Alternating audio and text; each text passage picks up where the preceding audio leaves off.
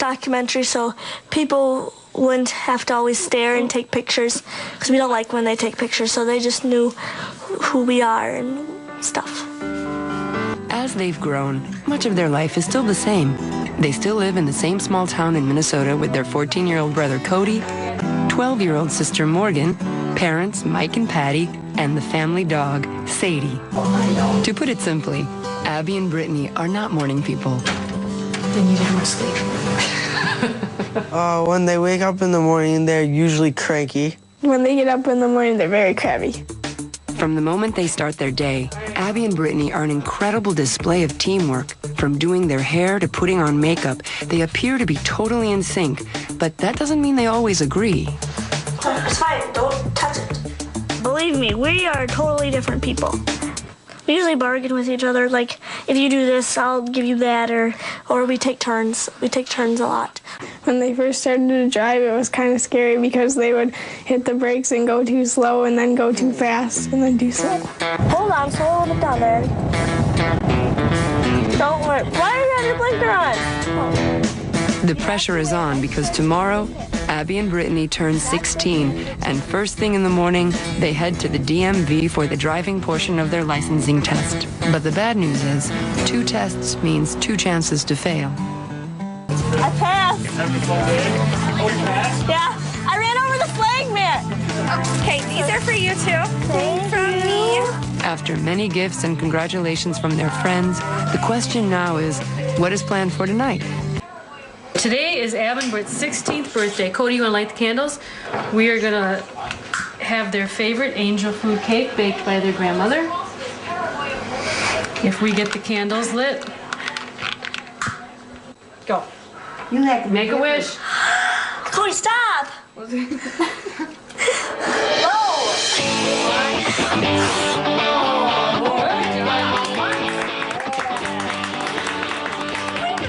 Because they have 2 hearts, lungs, circulatory systems that are conjoined, I'm looking to make sure they're not developing premature high blood pressure, respiratory problems.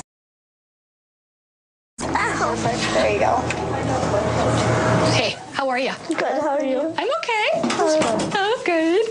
Haven't seen you in a while. No, just like 5 minutes ago, actually. Well, maybe. I watched you drive in. How was your drive? Good. Was it? The process of their ability to come together is fascinating for me as a primary care doctor, because above the waist, they seem to function independently, and yet they can clap, even though one controls one arm and the other controls the other. I ask them periodically what they feel and sense. One girl cannot sense touching on the other girl's arm and vice versa.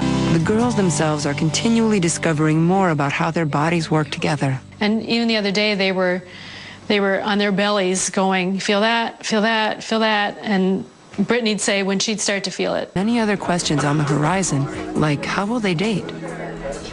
You know, I hear them and their girlfriends talk about guys, but they probably aren't going to be sharing that with me right now, who they may have a crush on or what they're feeling, but I'm sure they do.